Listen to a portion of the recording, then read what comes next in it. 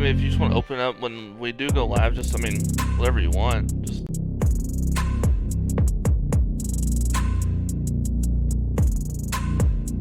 No, just like, real quick, like, welcome to Turn2Terribles podcast or something like that. I mean, we'll iron it out as we go, but, and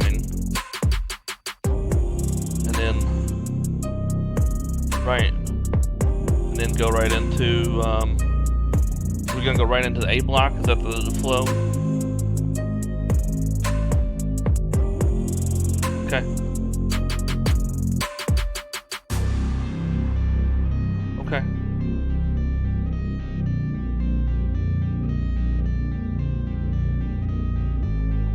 Alright, you guys ready? Alright, I'm just going to record and then switch over.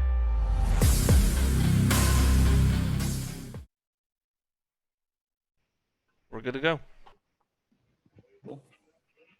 All right. Hey, what's going on? Welcome to the Turn2Terribles podcast, presented by Jay-Z Photography. I am Jimmy Barr. I'm here with Josh Aaron and Chris Lynn, and we're going to talk some racing. We got Nascar at Richmond last week. We had the World of Outlaws down in Texas. Brent Marks, big win. We had the PA sprint car scene. We were out in the field there. A little controversy in USAC. And also, we'll talk about our iRacing leagues a little bit. I guess we'll get it started off with NASCAR this week, guys. I don't know if you guys would start with Xfinity or Cup. We'll start with Xfinity. That was that's the big one that exciting finish. I'll say that's the big one that everybody was talking about. So, Ty Gibbs pushing John Hunter Nemechek is kind of quasi. I guess that was his teammate. It was his teammate. Yeah. Up the track in the final corner in turns 3 and 4. Ty Gibbs hasn't been very popular with getting wins lately. It seems like he's always having run-ins with somebody. But nonetheless, he gets to win. That's what matters at the end of the day, right? Yeah, for sure. I wish Nemechek would have just said, "Hey, I've got the wrong last name to win this race." I feel like that's the way everybody feels. Ty Gibbs gets so much shit because it's his last name, but even then, like Nemechek post race says that if he says anything, he's going to get in trouble. It's like, come on, say something or don't. I don't know. He definitely left the door open for Ty Gibbs to do that, though. You knew it was coming. Yeah, but there's a difference between a bump and run and just straight shoving somebody up the track like that. He went into that corner way too hot. I don't think he meant to take him up that far up the track, but he went in with the mindset he was going in that corner on the last lap. If you're Nemechek, maybe back it up, cross over. But Nemechek still finished second, so right. Yeah, it was still a good finish, but he's not in that ride full time, in the Xfinity series. That 18 car is a rolling revolving door of really talented drivers.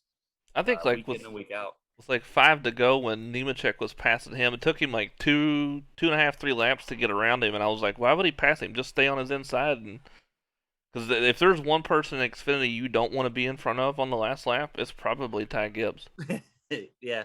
I kind of like the kid. I've been waiting for NASCAR to have, NASCAR might have a new Intimidator. I've been waiting for it. New Kyle Busch, you mean? So yeah. Yeah. I don't think he fit either one. He doesn't fit either one of their, like maybe driving style, but his personality is completely polar opposite. I want to see what happens. Phenom, though. He's a young phenom that gives you something really excited to talk about to come up to the Cup Series. Probably, I give it 2-3 years until he's in the Cup Series max.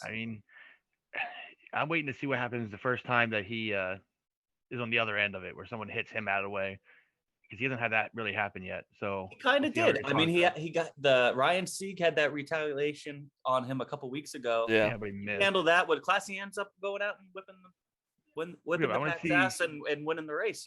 Whenever he gets moved out of the lead and doesn't win the race, it's easy to be like, oh, Ryan Sieg, whatever, we won the race. True. What happens when he doesn't win? I want to see that. And I don't know. Joe Gibbs' old lineup is getting older. Denny Hamlin's getting up there. Kyle Busch is up there. Truex is up there. They have Christopher Bell, who's not going anywhere. So one of those guys has got to go. I feel like he'll probably take over Truex. I think Hamlin is still locked in a little bit. But keep in mind, I guess you could see what happens with Kyle Busch with his M&M sponsorship deal. But Truex is probably the more and more I watch Truex, you could just tell he's not what he was a couple of years ago. He's still very, very fast, still very good. I just don't know if he really plans on running another 2-3 years. You know what I mean? Maybe he just could be silently thinking about retirement. Well, I mean, I'm pretty sure I saw it, but he's got personal shit going on too now. His wife's going through with cancer again. I mean, maybe he just decides to take some time off. Right. Time to go fishing on the pond. But I mean, Denny Hamlin, he's got the 2311 thing too. I mean, what? How long is that gonna? Here's an idea with that. Kurt Busch runs the monster car mostly for them. Why not? He's not young either. Maybe he's just shaking that team down. Maybe Ty Gibbs moves to that ride for a year. That's a good point. And let things play out. Like, I mean, Monster's already there. Maybe that's part of the draw. Maybe it's a part-time ride next year for 23XI and then for 2311 and then goes from there. But who knows with Bubba? If Bubba just keeps, I mean, he's been having the worst luck. But I mean, if he doesn't perform this year, misses the playoffs, right? They could look to move on from him. It would be tough with all the sponsorship money. He's got a lot of funding now compared to Richard Petty Motorsports when he had none. If it was the same deal now as then, I think he's in really big trouble.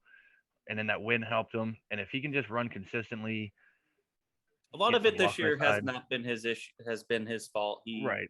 There's times where he, mostly in practice and qualifying, he trips over himself. But in the race, he's been he's been showing that he has just about as much speed as Kurt Busch. He just doesn't have the luck, mechanical failures, or getting caught up in other things. So I don't know. It's interesting. Ty will definitely have a spot to go, where if he decides to jump up shit next year, he would have a spot somewhere that would make room for him, especially since he is Gibbs' grandson. I think that's what gives the bad vibes maybe to fans and other drivers and teams alike. And I think it's no different than Austin Cindric. I mean, love him or hate him, he's a proven driver. And if Tim Cindric up there, he kind of he gets given the rides. Like, no, he went to Europe for all these years racing. He's won the Xfinity Championship at least once. He damn near won it the second time back to back. And then he wins Daytona. Like, he deserves a ride.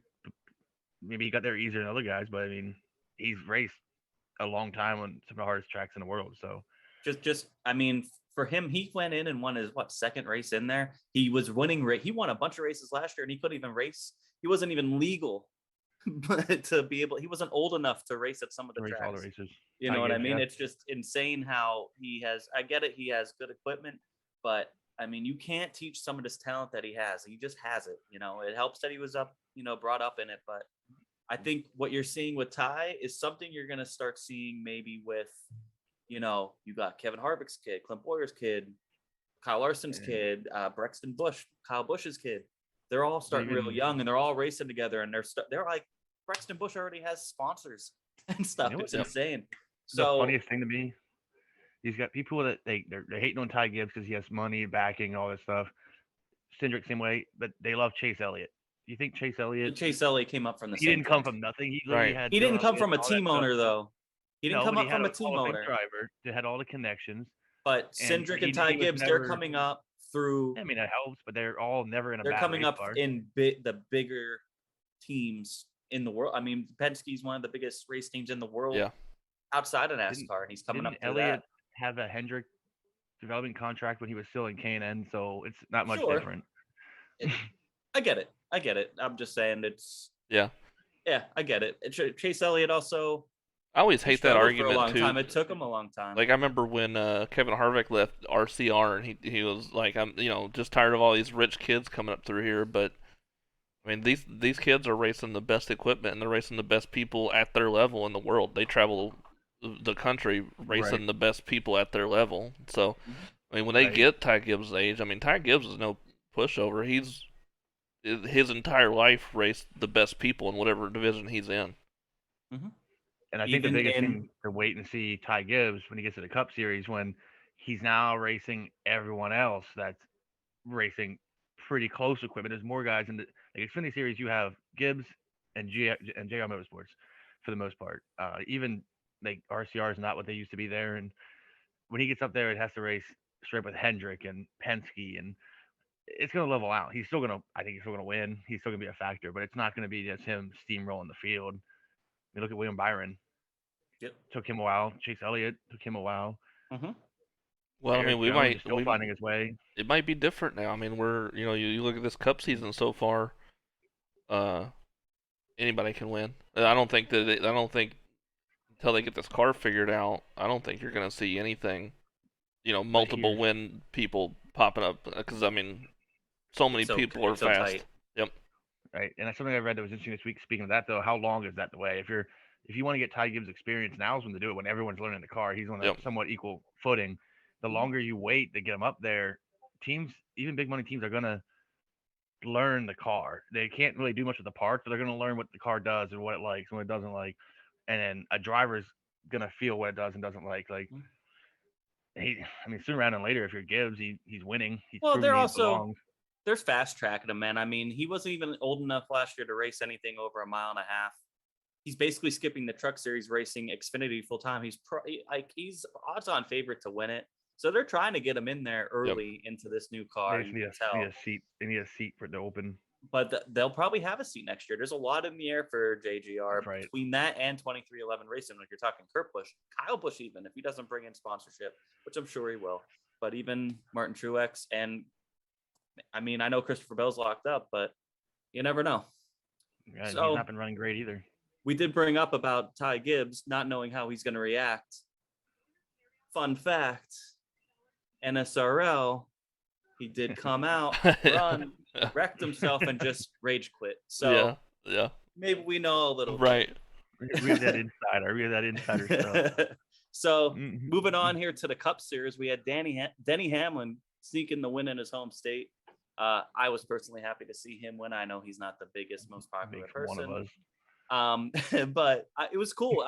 The race I thought was kind of I'm not a big fan of Richmond. I think it's kind of a snooze fest, but it was kind of cool to see some of the different lines, the pit strategies play out towards the end. And he just came on strong in those last like 20 laps or so. And him and Kevin Harvick, it was cool to see them two up front when they haven't been running very well, lately. When these two guys were winning every race 2 years ago. Yep. I was gonna say those are a couple guys that have been in the championship and dominating for a couple years and just have been non-existent this year. Yeah, it was an encouraging run by both of them. And, we're talking too, going back a little bit to the Ty Gibbs thing, Denny Hamlin, like you said, he has 2311 Racing. Maybe he will think about hanging it up in a year or two here. You never know, especially if Denny Hamlin wins the championship this year somehow. Walk off. And walk off and go be a team owner, walk off to the sunset and hand it on over to Ty Gibbs. There would be nothing better. And honestly, Gibbs would probably love him and they could continue that relationship very strong. But instead of the future, let's keep talking about Sunday. Right. You guys see anything else there Sunday? Well, I think interesting thing is refreshing in this day of age of chaos and random cautions that come out and having the strategies. I know it's not everyone's cup of tea, but you look what happens. You have a strategy race where you have to manage your tires and manage your lines and know when to go. And you have seasoned vets blowing through the field in the last 40 laps. I think it's kind of a throwback to everyone talks about the golden days when NASCAR was so great, and they forget about how boring those races actually were until things got spicy on strategy. Like you watch, right? Like go back and watch early 2000 races. You have guys dominating, and you had to change the strategy and manage your tires. Like I think that's the takeaway there. You're not going to have the fender banging like you're going to get at Martinsville or the Bristol night race, and even then, not all those races are that way. We just take the highlight reels and remember them that way. I think that was cool. I want more races like the that. highlight reels only show those last couple laps. Usually in the end, they don't. You see the last maybe 5 laps. You don't see the other 395. Right. I will say kind of. Oh, go ahead. I'm sorry.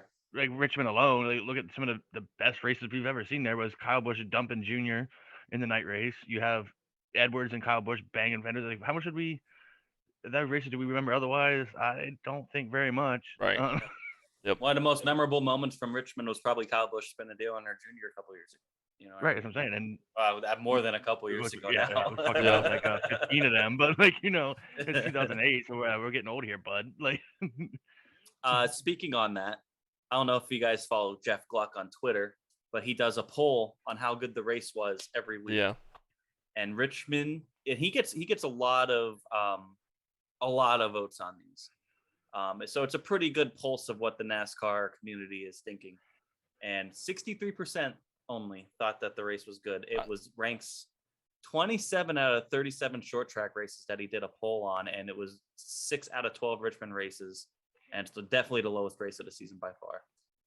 And I think it's unfair to Richmond because this season has been balls to the wall pretty much every week. So I mean, you have a race there, and I think you have a pass for the lead within inside 5 to go. That race shouldn't be that low, but it's just we didn't have Ross Chastain shoving Allmendinger into the gravel pit. You didn't have any of that kind of nonsense. Yeah, I think Richmond always gets kind of a bad rap. I love Richmond just because it's multi-groove racing. It's always strategy. I understand why people say it's boring and how people say it's boring, but I like Richmond. I don't mind the racing. I think there's been a big glorification of short track racing, and it's good to see it come back. But I think people forget about these long 150 lap runs where nothing is happening and half the field's getting lapped, and that is boring to many fans. It just is what it is, and they only remember those last couple laps where there is beating and banging and some wrecks and some controversy going on because it's short track racing. Contact's going to happen. But, when you have a race that's relatively caution free and, you're lapping up to 15th place, which is better than some years, but, it does get, the pit strategy kind of kept it for me. I enjoyed the pit strategy. I did think that made it more interesting, but I don't know. I know, Chris, you're upset about Martinsville this weekend being 100 laps shorter. I'm happy about it. I do think the short track races need to be a little bit shorter. And here's our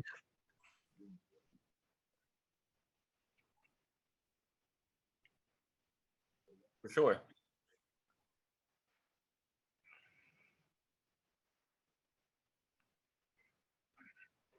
Patience. Yeah.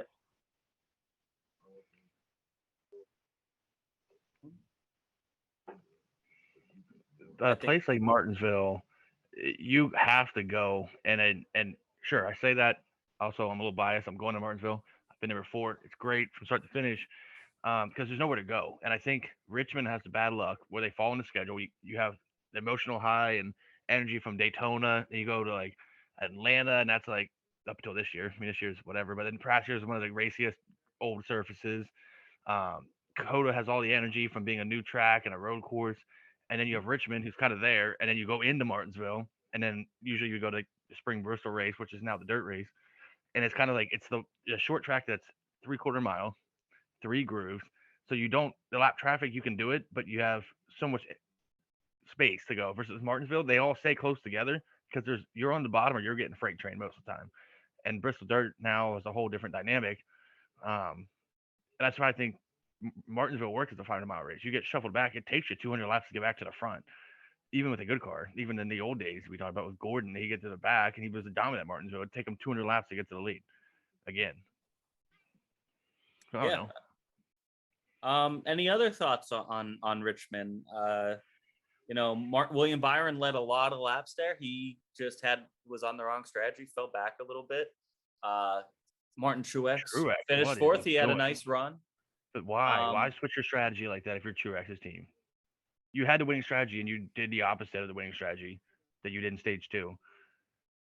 Like I see why William Byron stays out. Like you have a big lead and you were maintaining as a guy. I mean, roll the dice. You pit. You're late enough. You're probably not getting back.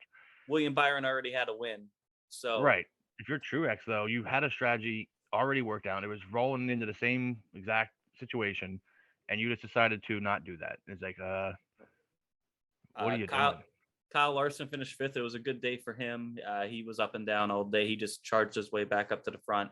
Christopher Bell, who I was just talking a little shit about before, and I forever will, finished 6th.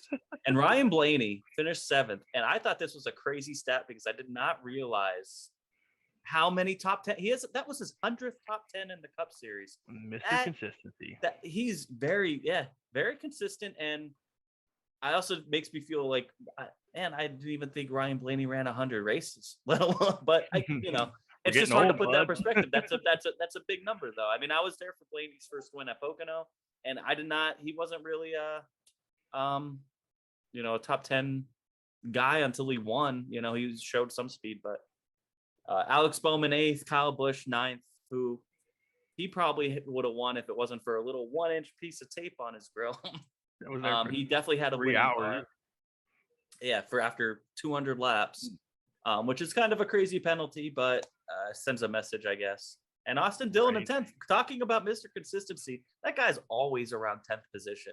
And it's one reason why he gets into the playoffs almost every year. So I think if you're going to piggyback on that, if RCR as a whole, this way been, I mean, Reddick was up there early, but RCR as a whole has been impressive early part of this year. Timeout. Just with their speed. And then Trackhouse, timeout. Sorry. It's saying 9 minutes left in the meeting. Okay. Sorry. I just want to make sure it wasn't going to kick us off or something like that. Okay. All right. Go ahead, Chris. Sorry. About RCR being impressed with, they're coming back. Maybe they're making gains with this new car. And Trackhouse, who would have thought they'd be every week, even after the win last week. Chastain was up front racing top 5 most of that first half of the race. I hope they stay up there. Chaos. Yeah. Well, I don't have the big guys up there. Tyler Reddick has really grown on me over the past year or so. Just I always knew he had talent. I wasn't really always his biggest fan, but I like the way he races. He spices things up. He's aggressive, but not overly aggressive where he's wrecking people necessarily. No, he's wrecking himself mostly. And I think he's learning how to not do that. Right. Which is why he's getting those good results. Like even at Coda, he could have done some things to do some things to some people and himself, and he didn't do them. And he didn't win, and it cost him 4 spots or so. But that's championship racing right there. Next gen testing today, or what I guess yesterday, with Stuart Friesen car. Watched a couple laps from the videos that were posted on the internet. Thing looks wicked awesome, to be honest. It sounds so good. That's one thing about the next gen car. It just sounds so badass, man. And to see it on a dirt track like that, I don't think so. There's no way they could run a diffuser.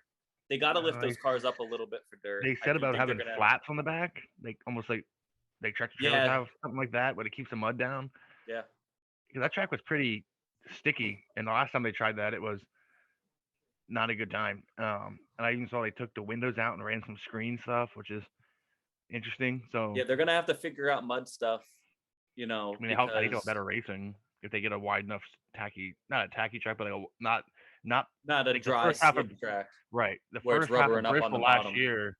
First half of the Cup Bristol race last year was phenomenal. I think for a stock car going around Bristol on dirt, so by the time we got to the end, it was like, well, damn, this sucks. Yeah, it was good. It was I'm excited. It made me more excited because after watching last year, I'm like, all right, they'll do Bristol Dirt one more year, and then we probably won't get a dirt race ever again. But this year, I'm like, if it is, let's go. I'm pumped. And then also another thing that happened this week, RFK Racing, they lost their appeal on the massive penalty that was thrown down on them. I can't remember exactly what it was. I should have pulled it up. It was 100 points and $100,000 fine or something like that. Suspension. Yeah, it was a huge hit. And then one thing that I find interesting is that they haven't announced what exactly they did yet. Right, and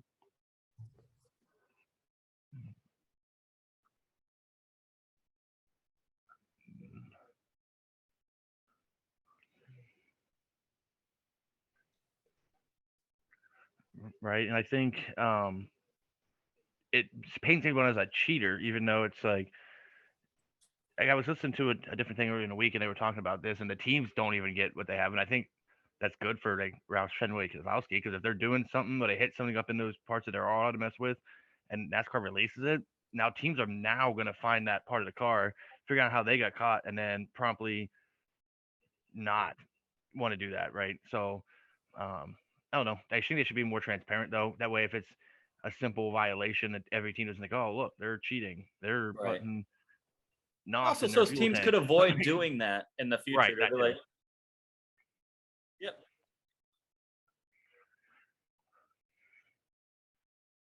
Right, and then how much of that could be wear and tear for a different race is how that thing was manipulated. because these guys, I mean, Kozlowski tore up some stuff early in the year. I don't know.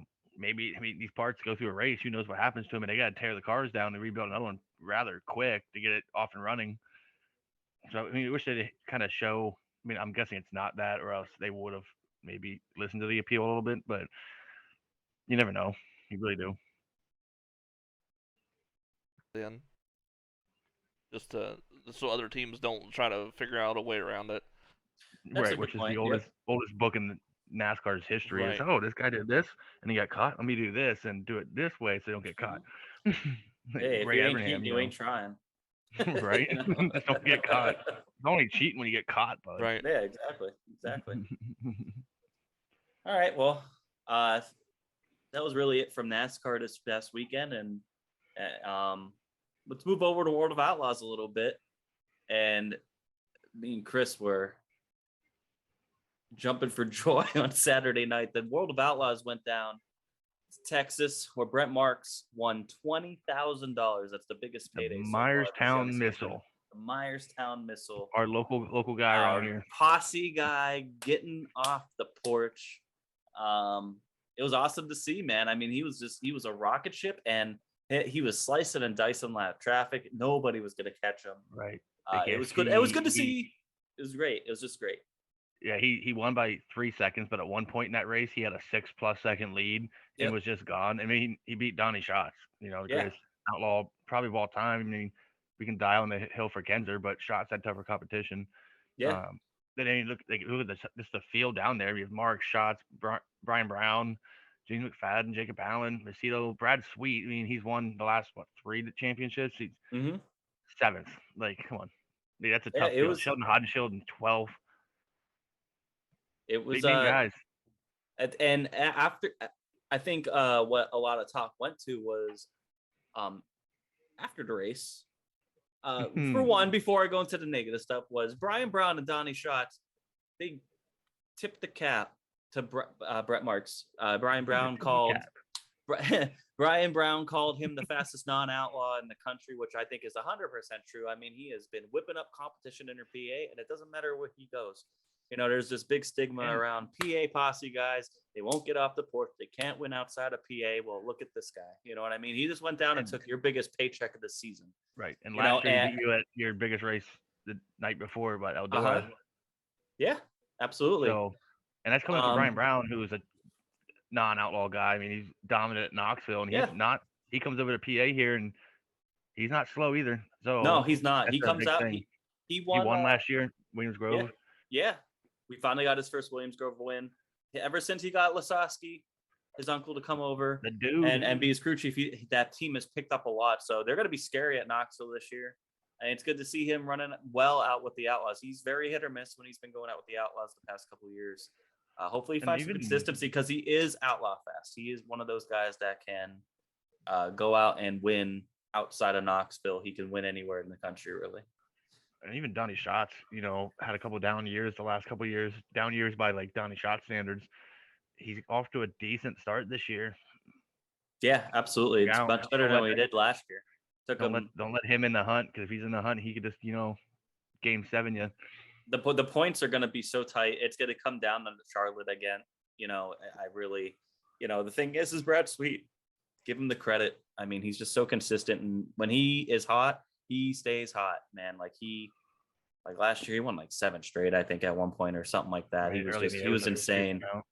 But once he gets hot, man, he's just on the podium or winning races constantly. So him just getting his 6th, 7th place finishes, that's cold Brad Sweet. That's just, that's him on a down It's him streak. stacking points, man. That's just him stacking points, and he also didn't have a DNF last year, which helped. So that team works hard. Month of money is still 3 months away for them, and that's usually when you see Brad Sweet come out and start prowling. So, absolutely. Some more dirt stuff. I went to Port Royal last week. It was a pretty nice day. Logan Wagner got the win in the 410s. Saw some late model racing. It was overall a good day. There was a lot of cars in the pits. There was 30 410s, or it was 29 410s. Cassidy Kreitz made her 410 debut as Donnie Kreitz's daughter. It was weird to see the 69K out there at Port Royal, right? the past couple of years, you see that 69K with Lance DeWeese in there, man. He is going out and dominating. But now is Cassidy out there, and she looked good. I mean, she was pretty impressed. Right? I was impressed. I know she could drive a sprint car. She's been pretty good in the 305s, but to see her, she was just passing a lot of cars, and she got herself a 12th place finish in her 410 debut, which is not easy against the competition that she had with there. 33 some cars there, correct? So yeah, with a handful of all-stars. You had Zeb Wise, you had Justin Peck, Justin Peck wasn't there. No, Justin Peck was there. Justin Peck, Zeb Wise, Kyle Reinhart. There's a couple of other outsiders that were there. Oh, Cole Macedo made the trip from Ohio. So a lot of good cars were there, including, Anthony Macri and Logan Wagner, who are the cream of the crop there at Port Royal. I mean, Logan Wagner, 4-time defending track champion. But he's a schmuck. Remember, he's a one-track wonder. There's a guy out there. There's one guy. He thinks he's a one-track wonder. That's weird. That guy happens to like the guy that wins at Lincoln, though. So, yeah, Leon at Lincoln, Danny Dietrich charging from 10th, going on to win the feature. I mean, the guy's a beast there. I'll give him his credit. That's 2 in a row there. Just not a big fan of him, man. I'm sorry. He's not a bad driver. He's not a bad driver. He doesn't even seem like that bad of a guy or anything like that. He loves the ruffle feathers, and you have to appreciate it at times. But when you spin out in front of Brett Marks and cost him an outlaw win, I don't get past that. That's where my bias comes in. It cost Brett Marks a win last year, and I was there in a Danny Dietrich hoodie, and I'm not over it. You probably got thrown at. You probably got beer. I had protection for my Lance DeWeese hat, but not a good time. It was definitely, you felt pretty small at that moment. We had a couple of our Posse League members racing there. Kyle Keene won his B main. Brett Strickler, I think he got a top 10 in the feature. He ran really well. In the 58s. Yeah, in the 358s. And then Jordan Givler was running the 410s. I don't think he made the feature, but no, he got caught up something in the B main. He got caught up in some stuff. He had a really good opening day. What's Jordan that? Givler. Oh, he got 16th. Oh, he made the feature. Oh, good. That's right. It was the first one he made in the month. Yeah, that's right. Yeah, that's right. Yep. Ever he was since they got struggling a little bit over. there before that. Opening day, he got a top 5, and then he's been having real bad luck ever since then. But it was good to see him get in the feature against, again, another strong pack. It was good to see. He had like 70 strong 410s and PA racing at the same time at 2 different tracks. That's not really what you hear of. A lot of outsiders came in, and it was good to see. Throw some shade at those people out in Knoxville. I think they're the sprint car capital of the world. They didn't even have a race yet. So yeah, they race like 3 months a year, and they think they're the best. Florida has more races, and they only have like 4 sprint car shows. So let's go. It's true. And Williams Grove on Friday was a rain out, unfortunately, but it is what it is. Bristol Dirt Nationals. Chris Madden walked away with $200,000. Won the feature on Saturday night. I didn't really keep up with too much of this, and it sounds like not a lot of other people did either, because everybody's finding out like days after the fact that he won $200,000. That's a lot to win. Like, usually you're running like for $5,000 a night. We know they were paying a lot of money at Bristol, but like for the amount of fans that were there, and maybe because we're sprint car guys and NASCAR guys, we just don't really pay attention to the dirt late model side as much. But it didn't seem to be that big of a deal, and the fact that people were finding out later on down the line that, oh wow, that was that much money, just shows that the promotion was they failed. They failed. That should be the number one thing that they were promoting.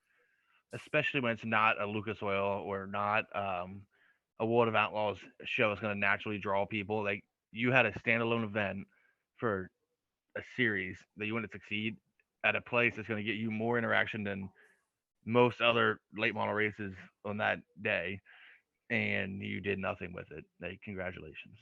Yeah, really. What an idiot. They even had Kyle Larson there. That should be like the Daytona of that. They should of that series right there. Right. Yeah, right. And they will when World of Outlaws goes there. Now, granted, it's World of Outlaws, but when World of Outlaws goes there, they're running a late model world and sprint car double. You know what I mean? And they're really pushing that. So because that's a big promotional tool, and that's genius by World Racing Group to do that. Yeah, absolutely. They top notch by them. They even had Kyle Larson there. Kyle Larson raced both nights. He made the feature, but could not start because of a mechanical issue. But he was fast. He was a top 5, top 10 guy all weekend. They even had him, and they couldn't fill the stands. You know, not even that. Point out that they had him, and no one is even talking about it because they didn't even promote it. You have the greatest NASCAR driver on the circuit right now, as far as defending champion and dominated the season in your race, and Twitter isn't even Twitter's not even talking about your race. Like, what are you doing? Right. It pays that much money to win, and Larson's there, and no one cares. Like, that is a colossal failure. Like, someone needs to reevaluate what they did there and not do that next time. Yeah. If they get another chance. I mean, Lucas Oil is doing it right because, I mean, you're talking about following Kyle Larson up, coming back home on Sunday because he's racing here at Port Royal on Sunday night. Yeah. I'm not going to leave Martinsville. I'm going to actually drive him. I'm just going to drive him in my car. Might as well. You're right with me, buddy. We're both leaving. we're both leaving Martinsville, and he's going about 40 minutes past me. I think, hey, I'll go to Port Royal, drive Larson, drop him off, and then go home or go to the bath and watch sprint cars. You know he's flying. Nah. He's always flying, but he's fast. I'm tempted to go see if the weather, see how the weather is. The weather's not looking great, but might go check it out. If not, it'll be on Mav TV. Maybe I'll check it out on Mav TV. But Port Royal or Kyle Larson at Port Royal is always fun. He is really good there in a sprint car and a late model. It's insanity. USAC had a little bit of controversy this week. Touch upon here quick. So back in February in their season opener, they took tire samples and 4 teams failed the test. They thought that was odd and went and found a second and a third opinion on those tests. And both of those came back that they had no wrongdoing. To me, and I guess maybe it's just the way USAC is framing the issue. To me, it sounds like a good thing. It sounds like a sanctioning body that's like, this is out of the ordinary. Let's look into this a little bit more. Let's take care of our teams. We don't want to be docking them points and taking money away from them if it's not something that they did. On the other side, you have teams now leaving because USAC had deemed that they did not do anything wrong. You have Keith Kunz Motorsports, which is their biggest midget team, leaving the sprint car series. And Amati and Team Arizona also said that they weren't going to race, at least last weekend, which ended up getting canceled anyway. But they were making a statement that they did not stand with what USAC came to a ruling on. So I thought it was really, really interesting. I was following this kind of closely, and I really didn't understand why all the kickback to USAC.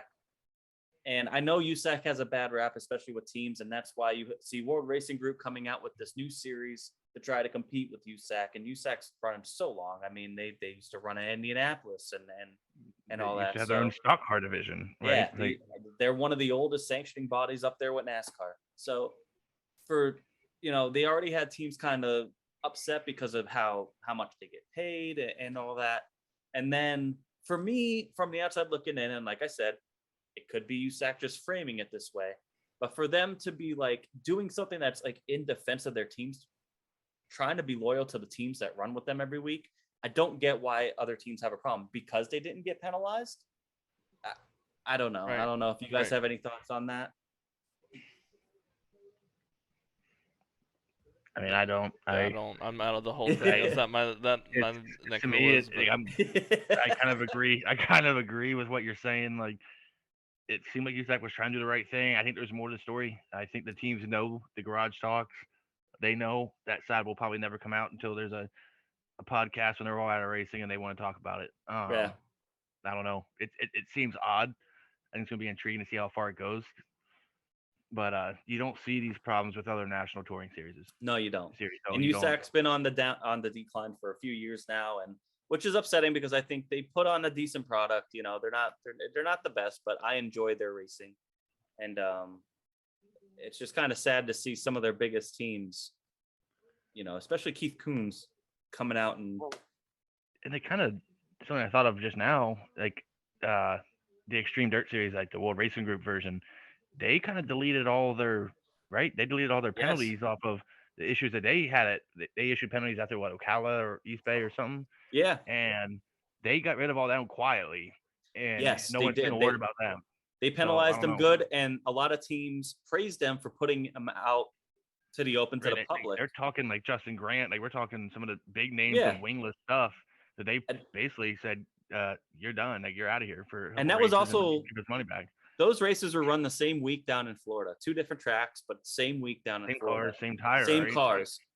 Well, not necessarily same tires. And one thing that I saw was Tanner Thorson. I believe it was Tanner Thorson, Emerson Axum, Justin Grant, and somebody else. Were the 4 teams that were test failed originally. Does And Axum they run all say that they Boost? bought the tires at the track. So you can't be doping the tires if you Right. just bought them at the track, is their defense. And I understand. I but- can see that. I mean, but You can always buy tires at the track last week and bring them this week. 100%. Yeah, we don't really know. But I mean, the fact that they went through 2 other tests, granted, who knows what type of Right, money yeah. is moving things and all that. You That know, there's all these conspiracy follow theories, the and I money, just buddy. think, Follow the money. and I get it, but I mean, I just feel like I don't know, man. I don't buy that. I don't think USAC's going to go out of the way. Why wouldn't USAC want to find them and take the money instead of spending money on testing? Right. When they're a sanctioning body that's kind of hurting. You know what I mean? They don't want to lose drivers, which is why they don't want to lose teams. Right. So And it's drivers- kind of backfired in their face a little bit. And they're losing drivers to the wing side, left and right. Like we look at some of the biggest It's true. wingless guys are all moving over. Like Tanner Thorson, Mhm. right? Tyler Courtney. These guys that were like dedicated guys. Chris Like, Wyndham. hey, there's a million. Chris Yeah, Wyndham's there's a jumping over million this year. people. There's a more and more reason to come over to the wing side. One, I mean, if you run the All-Star circuit alone, most of the races paid. Even a regular race pays more than the USAC regular races, and then you have so many big races mixed in there that you're more likely to win anyway than some of the other races. Mhm. Like there's just a lot more money on the wing side, so they gotta figure something out. I mean, somewhere. Yeah, for sure. Well, let's move into our iRacing leagues. We're going to talk about that a little bit, and I know, again, Somebody's going to be champagne excited popping, to talk about it. more champagne popping. Yeah, I'm not exactly excited to talk about it either. But Truck Series on Monday night, we had our own Chris Lynn getting the dub at Talladega, moving himself into the championship 4. Congratulations, sir. Good job. Thank First you. career NSRL win. Give you a little First golf league. clap. How does First it league feel, win of any man? kind. How does it feel? I don't know, man. I haven't sunk in yet. I mean, it's pretty crazy. I don't know how it happened. Hey, blind squirrel finds a nut once in a while. I mean, you had good push there. You finished what, 3rd? So what's that? I tell you? finished And 3rd, then- driving sideways because of the right. massive wreck. I at the end. somehow missed the massive wreck that I may or may not have started, and I don't know. We beat a lot of good cars. I mean, Landon Lacey's obviously really good. He's gonna potentially be a pro driver soon, and a little fulfilling. A little take one back for the small guys. DraftKings Racing, Yeah, absolutely. pull out DraftKings represent. pull out some small guy NASCAR wins at restricted plate tracks. But we got to do it at Phoenix in a couple weeks. Really send it to the big guys. Yep, on to Phoenix now. Now you got to get ready for Phoenix. Well, we got Martinsville first. I mean, winning at Martinsville would be just cool. Go get 2 in a row. Why Yeah. don't we just run 3 in a row? Like, why not, right? That's the hell of a time to do it. Yeah. And then Hot streak, bud. on the Cup side last night, we had Steve Stripmatter getting a win in a pretty wild DraftKings Kansas car. race. Another DraftKings DraftKings sweep. car. First career win. It was that was another race where kind of reminded me a little bit of Richmond in the Cup Series, where you had cars coming and going, and right at the end you had Don DeGroot, who was at one point maybe about 10-15 laps to go. He was He was 3-4 fading. seconds back. Yeah. It was a dropping drag back. race to the line. Yeah. Last lap.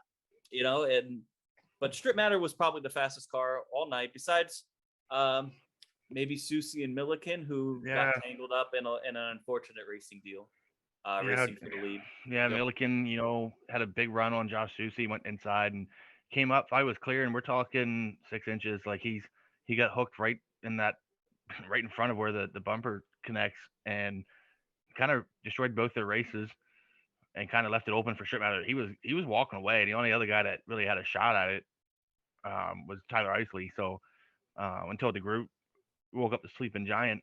And Yeah. he came rolling in there with his Budweiser ready to rip. Yeah, Strip Matter definitely had a nice long run car. He was running right up there he was right behind Milliken and Susie before they got together. So, Right. really Really who knows smart how race. that would have played out if that didn't happen. But I think we got robbed of it. We got a good finish. I think we would have had a better one with all of them. 100%. A lot of attrition. It's just part of it. Next gen car is a little tricky. Yep. Kansas is really tricky. They're so edgy. I mean, you catch a seam wrong and your turn, Yep. it's just one of those things, and that's just racing in the cup side. Josh knows about that a little bit. I was say Just a my little first bit. pole of the year, and I died on lap 8. Yeah, we had quick time over here. Josh Aaron and a couple laps in just hit the apron wrong and chaos ensued, which was unfortunate. I got the crew chief the rest of the night. That We point out might though, unfortunately end your playoff run. Yep, I'm Mine out. ended Good last Martinsville. week or 2 weeks ago, I guess. And Yeah. it's been tough. It's been a tough season coming down to the wire here. It's been I do gotta say though, it's been fun. It's been nice to. It's been a good season. It's a very, very tough league. There's a lot of incredible talent out there. So Yeah. I was happy to make the playoffs. So Yeah, anything same here. anything past that, it was a fun year. On to next year. Absolutely. right? And next year we got big things going on for next year, so can't wait to We get all there. have more experience with this car too, which I think will help. We go back to some of these tracks that maybe we just missed it on. Maybe plus we went through multiple updates here, so it's gonna be interesting to go back to some of these tracks. Right, and next even year just from the put some driver's side, experience. learning. I know, like, I can't speak for Josh, but I know Jimmy, you and I started the year out for the first month and a half, and we were mostly racing sprint cars leading into it. Yep. So I never was ran used to how to- asphalt until this league. You I know was what I mean? a I rookie never driver really did. at the beginning of the season. I had a rookie Right. oval license. so we're Oh, really? learning. I didn't know that. Perfecting that. I had a C. So did I. So you look at along the way, like we went through some hardships in that first half of the year. Obviously before I moved to race control, it was rough. The car was hard. It was new to everybody. We were new to asphalt. Like I think from the racecraft and just strategy side, we've learned a ton, especially in the last quarter of this year. And I think that's going to be a launching point for us when we get to Daytona and onward. So I think we'll be able to shake it up next year. It's gonna be another tough field. And I don't know what the number is, but there's a lot. We brought in, or I should say, NSRL has brought in. They've done a lot of really great recruiting and brought in a guy like a Steve Stripmatter who just joined maybe 3 months ago. Yeah, Or for so. sure. What? Just before Indy, so that was About 3 months December, ago. January. Yeah. Yeah. So And So, yeah, Don. 3-4 months ago. Don and Steve came in Don. around the same time and ran 1 Yep. and 2 last night. Yeah, you have Salter. then You got a couple. yeah, You we got a talk couple about the guys full out throttle there that- motorsports guys that are Yeah. really fast and they're coming over, and I hope they stick around because Salter won his second career start at Iowa. Yeah. So there's a lot of parity out there to be found. Yeah, And I think it's going to be a really fun year. We know who's going to be the fastest. I think, Chris, you were saying this on the broadcast with Marty last night.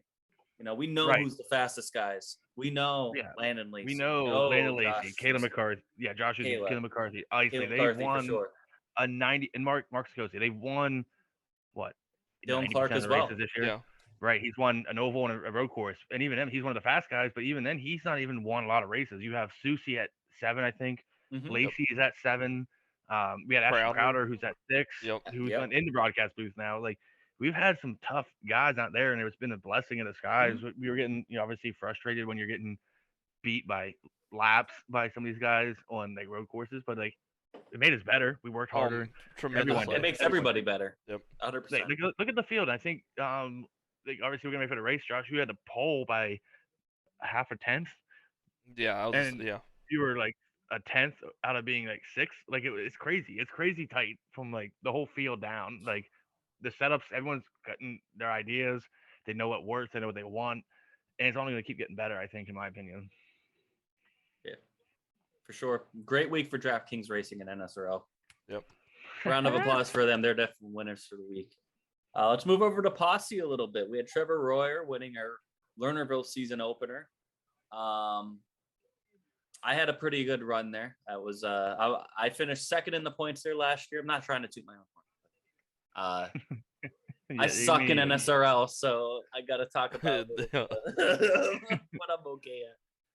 But I was running up there with some guys like Michael Sheridan, who drives for Brett Marks Sim Racing, and Aiden Beerline, who's in World of Outlaw Pro. I was running right there with them for a little bit. I wasn't good. I'm not saying I was going to do with them, but I finished right behind those guys. And Chris, I know I think you finished 11th last night. Yeah, or 2 nights ago, I guess. I did. It was rough. I overdressed on the car. It wasn't good. I mean, I was probably a 12th place car, right where I was. I mean, maybe a top 10 if things would have went my way, but learned a lot for what I'm not going to do next time. Lernerville's I say I don't like the place, but if you look at like the last 4 or 5 times I've raced there, I won one, somehow quick timed a few times. I don't get it. I don't even like the place. I just stomp on it and go. But sometimes things just happen that way.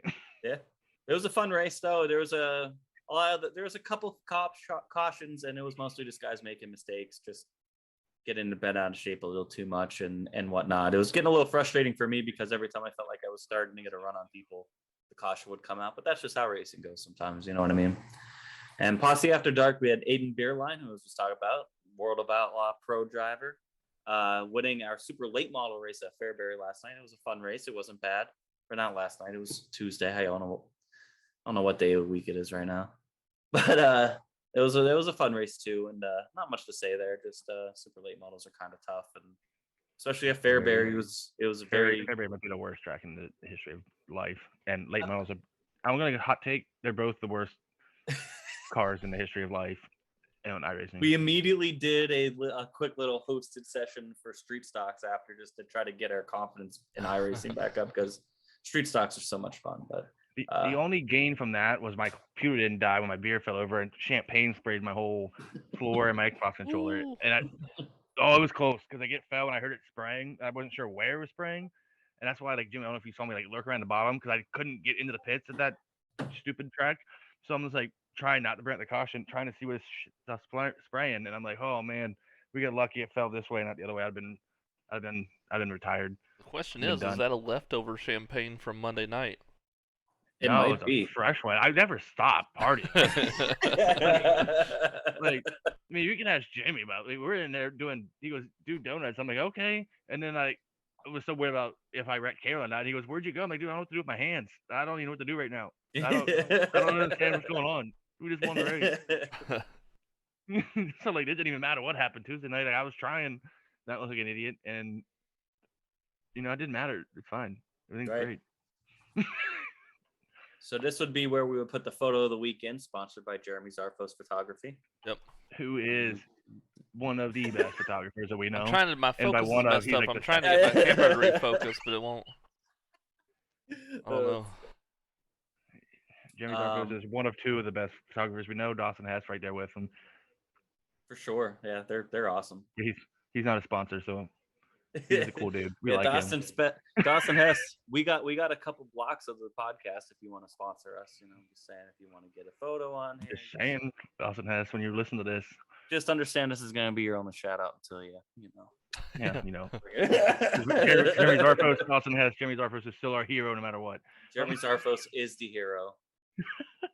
No, but go follow him. JZ awesome. Photography, Facebook. He has his new website up. Big things. He's driven really. Guy has some of the most unique angles and great angles at that. In the game right now when it comes to dirt track and PA photography. So shout out to him. He's got some great stuff going on. Really, really nice guy too. On top of that, he's okay. Don't tell him though. He's all right. Don't tell him. So let's preview next week a little bit. NASCAR. I think the truck race is on now as we're doing this. The truck race is on right now. That's happening. I have not been paying attention to it, so let me tell you this: it's a lot like, if anyone knows iRacing, it's like a sea open.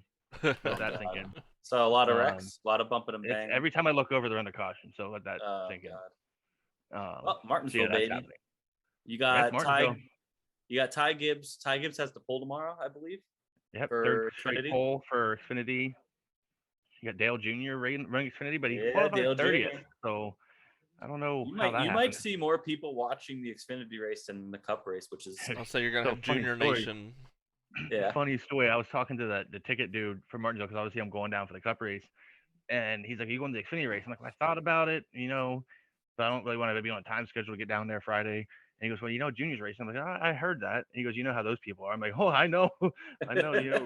Raise hell, praise Dale." Like, and he goes, "So they might sell out." And I'm like, "Well, one, I don't believe you, and two, that's okay. I just want to get my tent set up, man." But yeah, no, good for good for Martinsville to get Junior to come there because 2 years without. Well, I mean, I've had these tickets since 2020, and then pandemic. So yeah, no fans the first year of this night race, which is probably gonna be one of the biggest races they had in their history from like a marketing standpoint. Have no fans, and then last year they had limited capacity because nothing was opened up yet when they came back around. So this will be the first one at full capacity for them. So good for them to get Dale Jr. to come there and kind of cover that gap a little bit. Yep. For sure. It's always sad when Dale Jr. runs. What's he run like one a year maybe? Right. But I wish he would just stop because he's always running like back of the field. Well, he It's finished. not It's so hard to run competitively when you only run one a year. right. Right. But he's finished top 10 the last two. Has he?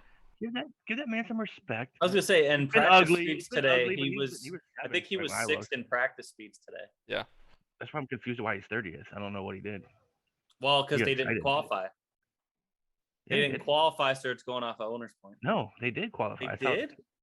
Yeah, truck qualifying got canceled, but they did Xfinity. Qualifying got rained on. Yeah. You Well, heard I it here saw. first. You know what I'm saying? we got the best news right here. So how are you feeling about tent camping at Martinsville in about 30-degree weather? I'll be fine. Brielle won't be. It's no different than National Open for me. I mean, it's whatever. Just drink enough beer, you'll be warm, and That's then if you're not warm, just drink some more. It's fine. Who's your pick for Saturday night? I think I'm gonna get pissed off. It's gonna be one of those. It's gonna be Truex or Hamlin. I'm gonna get pissed off and kill myself. I could see Truex. I could absolutely see Truex. It seemed like Toyota and Gibbs figured something out. I'll give you a spicy one. Package. Uh-oh. Bell. Oh, don't give me that one. That's way too spicy, man. I mean, that's Chipotle. Hot, get this spicy out my ass, man. Like I don't want to see. I don't know. I mean, I could see. It's just so. I don't know. It's Chase Elliott. At this point, I would rather see Larson's Logano win over Seabell. Logano's been around, even though he hasn't won. Logano's very good there. I'd like to see Briscoe get it. I'm quickly becoming a Briscoe fan. I like Briscoe. My spicy pick's Bell, but I'd like to see Briscoe. And Briscoe's having a hell of a year so far. For sure. Right.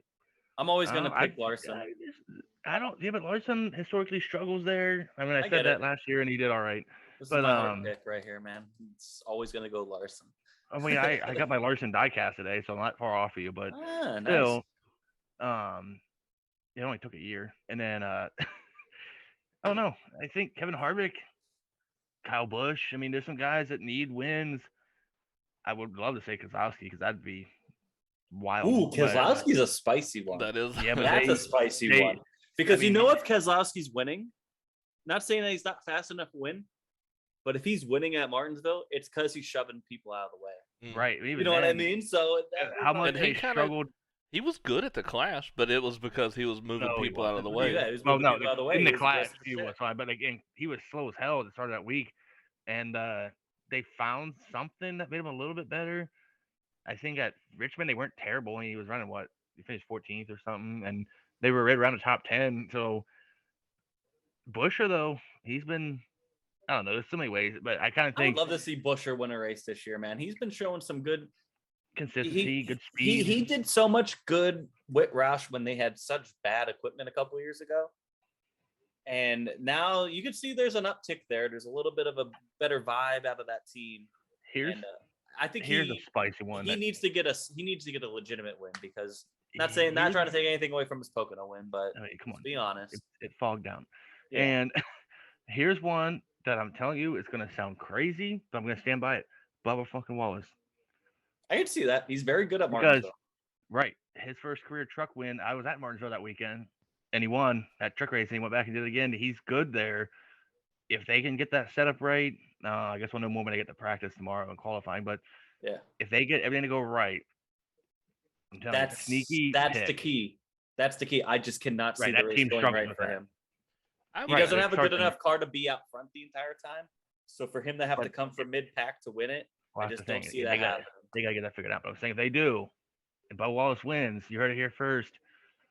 I would Been on love this to see it. bandwagon for weeks, I'd love to see it. years. I would love to see on the broadcast side of that. I would like to see just a ticker like in the top left corner of how many people Ty Dillon spins. Because if it's anything like the Clash, You know, it's a clash. anybody that's in Yeah, front of really. him is Here's the answer. yeah, All of them. Yeah, Is that what you guys are thinking? Do you think it's going to be a Clash-like race? I think it's going to. I Oh, think yeah, so. dude. I mean, you got to Cars move are people. so durable now. You got to You get to can the get away with inside. them. You got to move people off the inside line.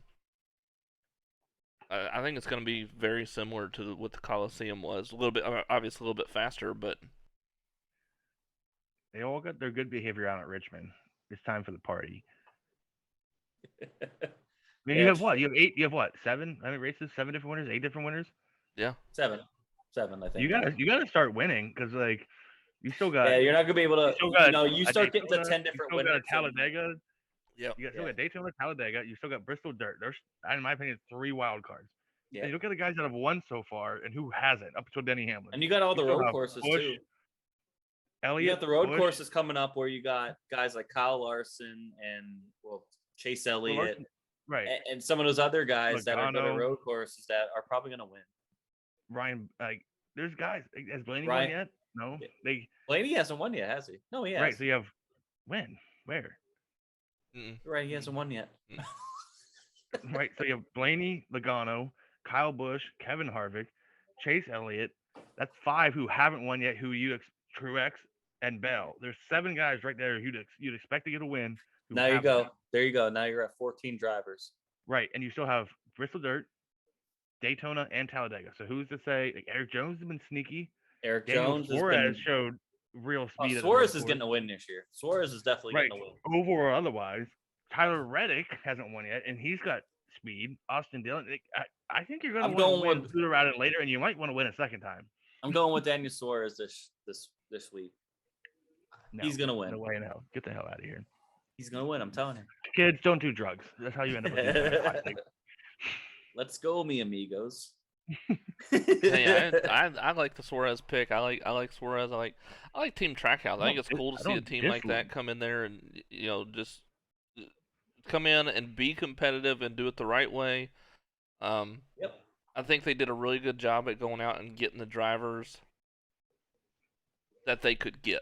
They weren't gonna go out and get a Kurt Busch or They could have though. They could have, but I think they did it right. They didn't need to. Right. They They got could guys that are just as tenacious as him and a hell of a lot younger. I'll give Ross Chastain a hell of a lot of credit. I know he was talented and he was fast, but I just not think he was going to be the guy that was going to be I didn't either, and I'm in the Cup Series every week and winning races. Yeah. I thought maybe all right, he might sneak a win here and there, maybe. And But then I to did do not it think at he would and be then, this consistently this good. and then to do it at Coda. I mean, that was Yeah. shocking. I Right? did not. Yeah. So I would And- not expect I would not doubt a real big shocker here at Martinsville. I wouldn't either. And again, Suarez, I like Suarez too. I just don't think this is the place that it happens. He was also will good at happen. Bristol Dirt. So I mean, this Right. guy's I mean, shown a this lot of guy's speed strong. everywhere, man. Like You I'm never just know. he is just because of how good Trackhouse is, and they have fire paint schemes this week, man. Yeah. Oh man, GoPro ones. Chris, those you got to GoPro get ones some are good sharp. pictures of that. They because, do. man, They those- do. those That's cars are when fucking they're nice. bringing. They're bringing. I mean, they just kind of. I think Trackhouse really appeals. Probably to even a younger audience than us, because I mean, Oh, they're for coming sure. in, they're winning, they're doing paint schemes that are so much better. More Yeah, it's flashy. much different. Yep. They're really doing the thing with the number moving up, right? Yep. They make Right. everything work. They're doing a fantastic job with everything that they're doing it. Justin Marks Yeah. killing it. Good to see Justin Marks, who used to Good be old sprint car co-owner of the guy. World of Outlaw team with Kyle Larson back in the day. Shane Stewart and everything. So good to see him go to. It's cool to see a team owner from World of Outlaws come up and Go all the way to the top top. teams in NASCAR. Yep. Yeah, pretty cool to see. Yeah, it's gonna be fun to watch. And I look forward to the rest of the year. I hope they keep it going. It's fun to watch the energy. It's kind of like the Colin guys. Like there is Colin's so much. another one. I wish they can They're get a so little bit fun. more consistent in the Cup Series, but they're going to be fun when they get there because they will. Oh yeah, for sure. They will. They're definitely gonna get there. There's so much it's fun gonna to be watch in the Xfinity Series, you know. There's a lot of bright side in the future for NASCAR Cup side if the teams keep doing this. Yep.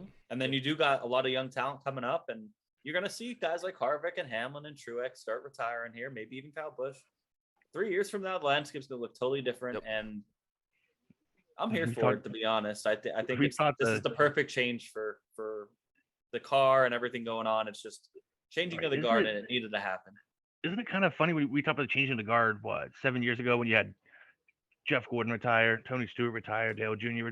retired, and then you have Jimmy Johnson. But it was in the same car generation. Right, but I was saying is like you're talking about the changing the guard then, and obviously those are all legendary drivers, and I don't think we realize Harvick, Hamlin, Busch, Truex are all going to the Hall of Fame just as quick because they're also. We almost forget how. It's funny we forget in the common time like how dominant they were and are at different times. Yep. But even Keselowski probably won't be running very much longer either. Right. I mean, what do you got? Now you have Logano's gonna be the old guy out there. Like that's thinking. Right. He is. He's one of the wily veterans out there now, and I mean, he's been out there. He's only like 30. He's like 30 or 31. Like he's not even right. He's going to this. He still probably has a solid 8-9 years left in him. Like to be at the top of his game. Yeah. Right. That's crazy. World of Outlaws this weekend go to US 36 and Lake Ozark Speedway, Missouri. Don't really have any opinions on it. Just excited to see some sprint car racing. As probably looking like PA, we might get rained out a lot here this weekend. Oh, I'm gonna be so sad. We got drenched with like 2 inches of rain here, and I doubt Williams Grove runs tomorrow. And I might, if Port Royal runs on Saturday, I might run there. Might go check that out. But and then we got Lincoln. Lincoln will run no matter what, unless it's like a tornado warning or something. So. NSRL, speaking of Martinsville, both series goes there for the next to last race of the season here. Final race of the round of 8, both in the trucks and the Cup Series. Who do you guys like in that? Because Truck Series, I'm going Landon. No, I can tell you based on my IC Open race with Landon, I'm going Landon. And if not Landon, it's going to be. If it's not Landon, it's definitely going to be me. So, I have a little bit of bias because Landon's my teammate here in the Cup Series, and will be next year, and he'll be all of our teammates next year. He's nasty with it, man. He's unreal. I have a little bit of bias because he gave me a setup he's running in the officials, and it is nasty. The only way he doesn't win is if he gets wrecked. Which is possible at Martinsville. Which happens and at that's Martinsville. We do have David Smeal in the race. I was about to say there is the Smeal factor is still a thing. Yeah, the Smeal. Well, I mean, let's give Smeal some credit here, okay? We had for what like 8 cars running at the end of last day of the Cup Series, and there was no David Smeal to begin. So. Yeah, but you had a Ryan Broderick. God love him. We did have a Ryan Broderick. And a Menzies. And you had a Menzies. And a Menzies. So Menzies took over for Smeal. It's just about the same. That's why it was about the same. And then I killed half the field lap 8. So. Shouts out. I'm going to go out on a limb on a pick, and that's if he races on. Hoping he does. Our boy, Jeremy Zarfos. He would be nasty at Martinsville. Sneaky. That's his kind of place. Save tires. Save tires, break hearts. Yep. Kayla's obviously going to be a factor. Milliken's going to be a factor. Milliken, I think Milliken's going to be I think he's going to be one to watch. Jaden, he's got to win. Milliken's got to win. My win really shook it up because it was going to be a long shot for me to make it. I feel confident I could have made it tight, but with me winning it, Milliken and Smeal both have to win to get to the championship 4. So locked into the championship 4 in the Truck Series right now are just Jaden? You and Jaden. And I feel confident that Landon wise. I think Landon could still point in. Landon and Kayla. Landon's fairly safe. Kayla's safe unless someone other than Kayla or Landon or me or Jaden win. Basically, if anyone else like Dills, Chapman, anyone pulls out anything, Kayla's the one on the chopping block, but she's point wise safe. So I we'll think. see. So it leaves everybody else at a winner, you're out type of winner go Can you home, imagine a late race restart? including a I don't David know who won. Smeal, including I a mean, you David know- Smeal, who we know I mean, will be aggressive you- when he needs to be. and you can't blame him or Milliken both. You're running second there with the lead right there. Drive that son bitch in there and send them. What do you got to lose? You got to do it. I mean, In Smeal's case, if you're running 15th, just send it in there. plows activated, boys. I'm only playing. And then the Cup Series again. I mean, Susie's been very good all season. I mean, I really think it's his to lose. He's been so dominant, especially this last half of the season. Yep. But this it's been hard to beat him, even when we have these great other drivers like Landon and Kayla and Dylan. Hasn't won, and even when Crowder's there. What's that? Susie, I think, it's only won once since Pocono, which is a very long time ago. Well, Susie's been up there every week, man. I mean, he's just. I agree. He's Susie's extreme. He's one of the most consistent drivers that I've ever raced in iRacing. I mean, that's not a pro. I'll tell you somebody that I think's had a hell of a run so far in the championship. That Isley could have. Isley for sure. He's been that second half of the season since switching over to Posse. He's been one of equally consistent, not making mistakes and just being there to get the points. So, yeah. I mean, I think if he gets the Phoenix, for sure is a threat for the championship. 100%. I think, though, this track, we go back to Myrtle Beach. I don't know. I don't think they're overly similar. But anytime we go to a short track, Sakosi just seems to figure stuff out. Sakosi's good on short track. Sakosi's been sneaky good. He doesn't get enough credit for how good he's been. And you put him on a tight little track where it's easy to use your shit up and lose your shit. Like, that's a guy. The Cup race is going to be very, very interesting. I'm really excited to see it. Shouts out Tyler Isley, partners with us here with RJI Media here, and and also Mark Sakosi, owner of the NSRL league that we run every week. So, two guys that are definitely championship contenders and can go out and win. So, I'm excited to see it. It's getting down to the wire here. Even though I'm looking a little bit more forward to next season. Right. These next 2 weeks are going to be fun to watch as a fan. Even though I'm going to be out there running, I'm going to be more of a fan than anything. I want to go out and win. Don't get me wrong, but I don't want to go out and wreck anybody's championship for it. I'd rather see good racing for that. Well, it's fun. It's just, I mean, I'm kind of you can't really pick anybody to not root for because we've been doing it for 33, 34 weeks now, and I mean, there's nobody undeserving of it. Right. That's for sure. Everybody has worked their ass off and have been here week in, week out to get to this point, and it's been tough. It was tough to just make the playoffs. It was, and that's when a sign of a really strong league there. That's what that again. I think it's easy to underestimate how tough this league is, but it's an incredibly tough league, and just making the playoffs is probably still my goal for next year.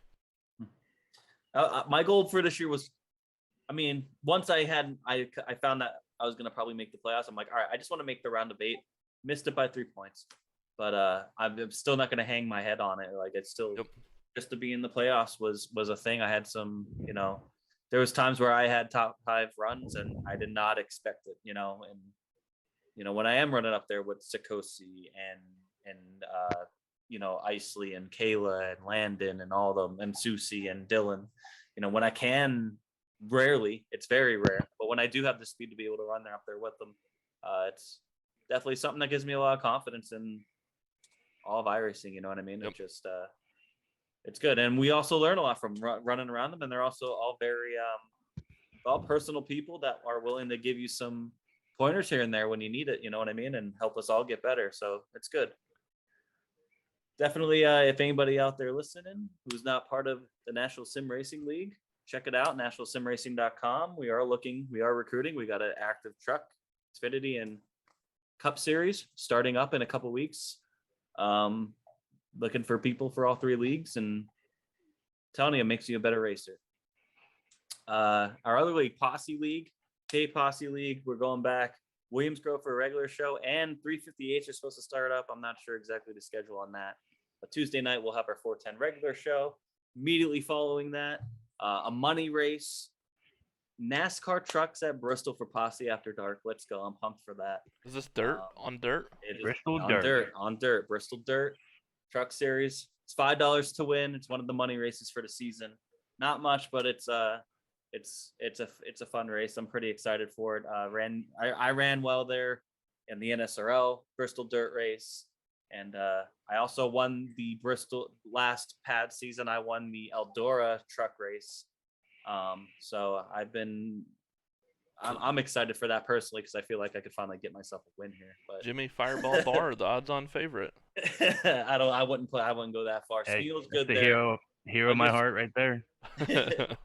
Chris Jimmy is Barr. good there. Smeal's good there. Landon Lacey, man, he's been running with us in Posse, man. He's just getting better and better and better in a sprint car for one, and then he's just a threat in anything, man. And him in a truck at Bristol Dirt is going to be something. Yeah. And hopefully Kayla McCarthy makes her way out. She ran well there in the NSRL. She's been running with us in Posse After Dark a little bit, so I could see her stealing it. She passed me in the NSRL truck race, so shouts out to her too. What'd you say, Chris? Did you say something? I want Josh Aaron there. In that Josh Aaron better be there. I was going back to look and see the results on that to see what I did in that because I don't even remember. I think I got wrecked. I got wrecked by Isley. You don't think Tyler Isley, man. That dude in the Posse League too. He's been consistently getting better as well. Posse League's different, man. On dirt, it's just it's one of those where it's invite only basically, and mostly Pennsylvania guys. But you get a voucher, you get in there, and as long as you keep your nose clean and you kind of know where you're supposed to be at, and you continue to build upon that and get better and better every week. It's what makes that league so great. It makes everybody better. The racing is great. And those are two guys right there that, I know Isley's pretty much a dirt guy, and Landon is too. They both have dirt backgrounds, but guys that are so strong on asphalt to come in and have been so nice and consistent and has shown real like top 5 speed at times. In the Posse League it's hard to do. You can't just come into the Posse League and do that. So shouts out to them.